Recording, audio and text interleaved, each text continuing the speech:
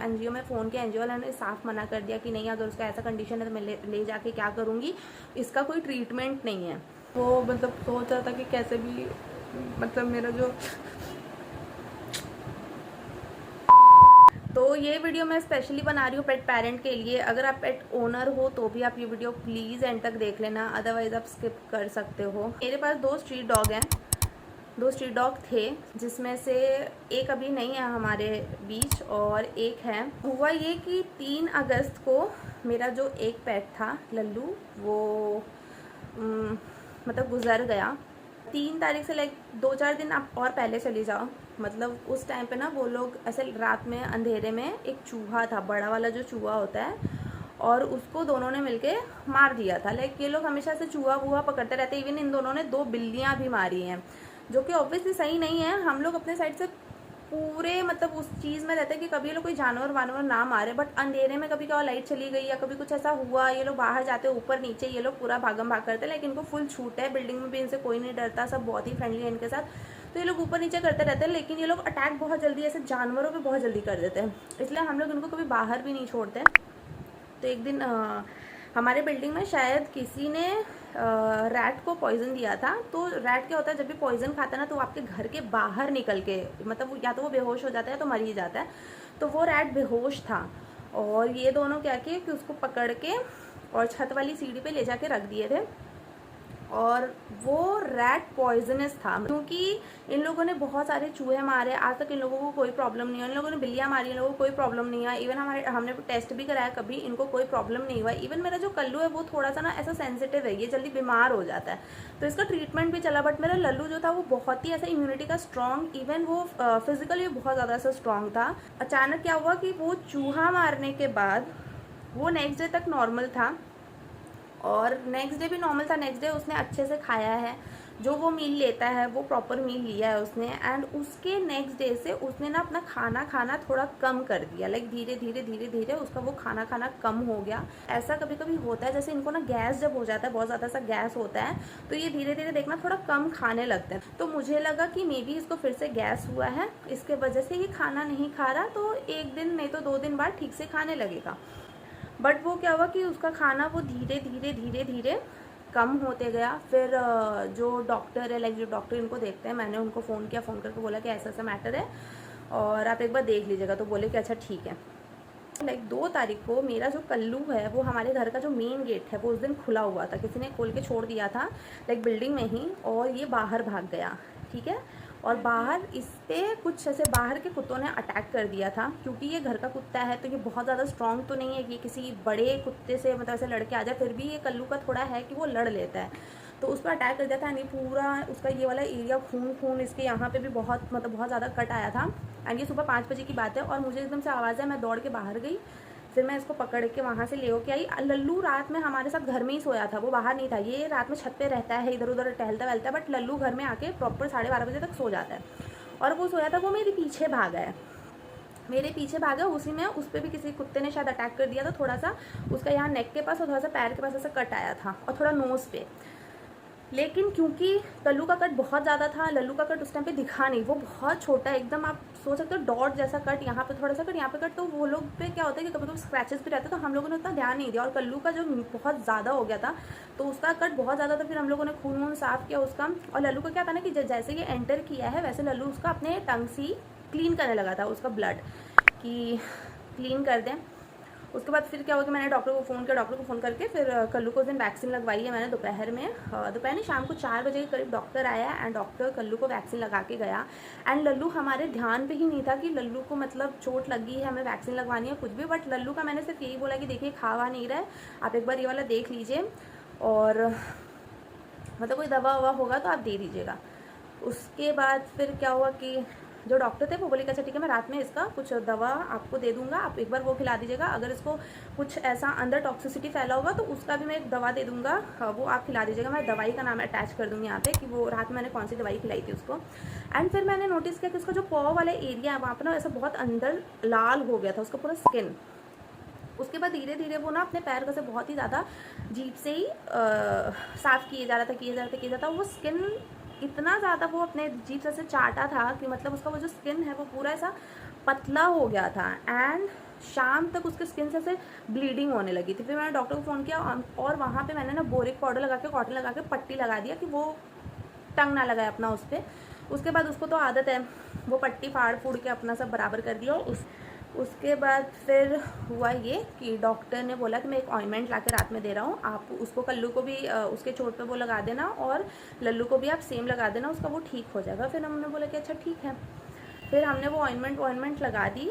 फिर मैंने क्या कि एक मास्क मंगवाया, ये वाला मैंने उसके मुंह के लिए मास्क मंगाया और ये वाले मास्क मैंने उस पर मुँह पे लगाया था, जो कि उसने 2 मिनट में तोड़ दिया। लाइक 2 मिनट में आप सोचो वो कितना अग्रेसिव हो गया था, क्योंकि उसको बहुत ज़्यादा पेन हो रहा था, वो चाह भी नहीं रहा था कि उसको कोई छुए भी। उसके बाद फिर क्या हुआ, लल्लू कल्लू दोनों लड़ गए थे, तो मेरी छोटी वाली बहन ने जाकर उसको छुड़ाया, तो उसको लल्लू ने अटैक भी कर दिया था, तो उसके पैर पर थोड़ा कट भी आया था, जिसमें उसका भी अभी ट्रीटमेंट चल रहा है। वो क्योंकि इतना ज़्यादा चिड़ा हुआ था अंदर से कि उसको बिल्कुल मन नहीं कर रहा था उसको कोई टच भी करे।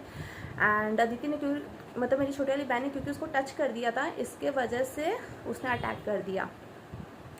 फिर सबने बोला कि रात में इसको लेके मत सो, मे बी इसको रेबीज़ हुआ है, रेबीज़ का सिम्टम्स कुछ दिख रहा है, जो कि मुझे नहीं लग रहा था। मुझे ये लग रहा था कि टॉक्सिसिटी फैली है, मे बी उसने पॉइजन वाला रैट को मारा है, तो उसके अंदर वो जो टॉक्सिसिटी है वो बढ़ गई है।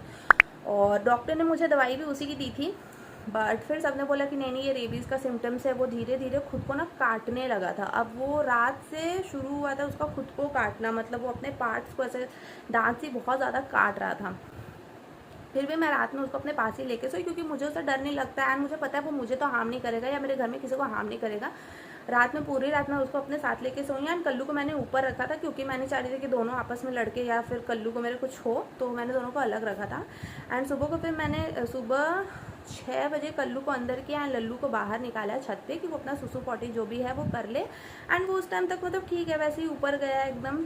उसके बाद से उसने जो अपने आप को काटना शुरू किया है, लिटरली उसने अपने प्राइवेट पार्ट को मेरे ऐसे आँख के सामने पूरा काट के अलग कर दिया था, मतलब काट के अलग। मेरे पास कुछ वीडियोस है जो मैं इसमें अटैच कर रही हूँ, आप वो देख लेना। तो बहुत ज़्यादा उसने अपने आप को काटना शुरू किया, उसकी ब्लीडिंग बहुत ज़्यादा शुरू हो गई, बहुत ही ज़्यादा।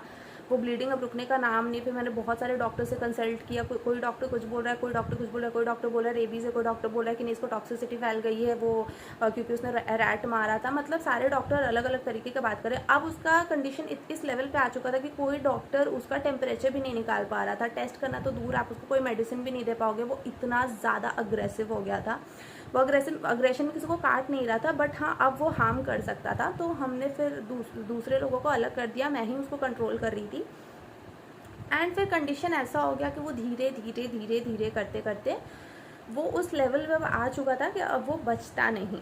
वो मेरे आंखों का था, मतलब मेरे आंखों के सामने सब कुछ हुआ है, मैं मतलब कांस्टेंट वहीं पे थी, जो हुआ है मैंने सब कुछ अपने आंखों से देखा है। वो उस कंडीशन पे आ चुका था कि अब वो बचता नहीं। फिर उसके बाद क्या हुआ कि कुछ लोगों ने बोला कि नहीं रेबीज़ में ऐसा होता है कि अग्रेसिव जब कुत्ते हो जाते हैं तो ज़रूरी नहीं है कि वो मर जाएं, वो रहते हैं। तो क्या होता है कि आप एनजीओ से एक बार कंसल्ट कर लो। फिर मैंने एनजीओ में फ़ोन किया, एनजीओ वाले ने साफ मना कर दिया कि नहीं अगर उसका ऐसा कंडीशन है तो मैं ले जाके क्या करूँगी, इसका कोई ट्रीटमेंट नहीं है। उसके बाद फिर उसका क्योंकि इतना ज़्यादा उसको पेन हो रहा था अंदर से, अब उसके मुंह से बहुत ही ऐसा अजीब आवाज़ निकलने लगा था। एंड लिटरली वो जो उसका आवाज़ निकल रहा था ना, कि उस टाइम पे ऐसा मेरे मन में भी फील हो रहा था कि ठीक है, मतलब उसका जो प्राण है वो निकल जाए तो ठीक है। मतलब वो बहुत ज़्यादा पेनफुल था वो। अब कोई भी रहता है उस जगह पे तो वो देख नहीं पाता। और लिटरली वो हमारे साथ क्योंकि एकदम ऐसे बचपन से है तो वो बहुत ज़्यादा सा पेनफुल हो रहा था उसको देखना। फिर मेरी बुआ के पास बहुत सारे ऐसे डॉग्स हैं, तो फिर मेरे फूफा जी ने बोला कि उसको यूथनाइज करा दो, वो इंजेक्शन दे देंगे तो वो खुद ही ख़त्म हो जाएगा। फिर मैंने बहुत सारे डॉक्टर्स को कंसल्ट किया। फिर मतलब डॉक्टर रेडी नहीं होते ना ये जल्दी देने के लिए, बट वो इतने पेन में था ना कि वो देखा नहीं जा रहा था। मेरे दिमाग में भी ऐसा हो रहा था कि ठीक है वो जल्दी ख़त्म हो जाए। बट फिर मतलब ऐसा हुआ कि थोड़ी देर बाद मैक्स मतलब समझ लो कि सुबह 6 से उसने शुरू किया खुद को काटना एंड 9:30-10 बजे तक वो इस लेवल पे आ चुका था कि वो मतलब सोच रहा था कि कैसे भी मतलब मेरा जो तो 10:30 बजे उसकी डेथ हो गई। तो मैं बस ये बोलना चाह रही हूँ, मुझसे तो गलती हो गई, मुझे वो चीज़ समझ नहीं आई कि एग्जैक्टली उसको हुआ क्या है। अगर ये चीज़ मुझे 3-4 दिन पहले समझ आ जाती तो शायद मैं दूसरा ट्रीटमेंट करवाती या फिर दूसरे डॉक्टर के पास जाती। मैं यही बोलूँगी कि आप प्लीज़ अपने पेट को ऐसे बहुत ध्यान पे रखो। कभी कभी क्या होता है कि कुछ लापरवाही की वजह से बहुत कुछ हो जाता है। तो मुझे बिल्कुल आइडिया नहीं था कि ये छोटा सा चीज़ इतना बड़ा मतलब इंसिडेंट कर देगा। लाइक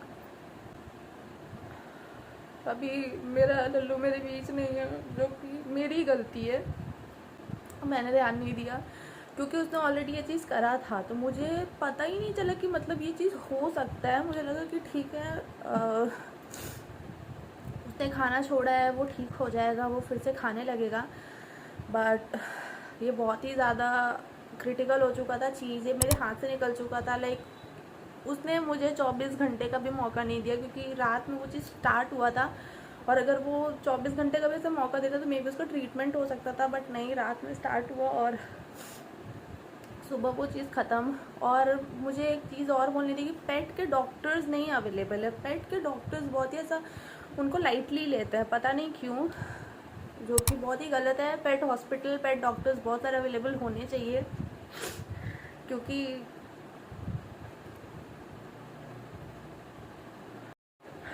तो मुझे नहीं पता था कि एक छोटा सा चूहा इतना बड़ा कांड करा देगा हमारी लाइफ में। तो प्लीज़ अगर आप पेट पेरेंट हो तो इन चीज़ों पे ध्यान दो, इन छोटी छोटी चीज़ों को इग्नोर मत करो और हमेशा नोटिस करो वो क्या खा रहे हैं, किसको मार रहे हैं, कैसे मार रहे हैं। लाइक आप संग संग उसका टेस्ट करा दो या फिर संग संग डॉक्टर से कंसल्ट करो, उनको बताओ कि ऐसा ऐसा मैटर हुआ है, इसके बाद हमको क्या करना है। उसी टाइम एक्शन लो क्योंकि बहुत देर से एक्शन लेने से बहुत ज़्यादा देर हो जाता है। अब जो सेकंड वाला है उसको बहुत ज़्यादा प्रॉब्लम हो रहा है क्योंकि वो दिन भर उसको खोज रहा है। दोनों भाई साथ में रहते थे, साथ में उठते थे, साथ में खाते थे। अभी वो दिन भर उसको खोज रहा है, वो भी बहुत ज़्यादा पेनफुल है और वो एकदम मतलब ऐसा बेरेबल नहीं है। बट फिर भी ठीक है, उसको संभालने का पूरा कोशिश कर रही हूँ। बट अगर जहाँ पे 2 सिबलिंग हैं तो उन पर प्लीज़ ध्यान दो क्योंकि एक ज़्यादा तो एक को बहुत ज़्यादा परेशानी होती है। एंड बहुत बड़ी गलती हो गई है मुझसे, आप ये गलती कभी मत करना।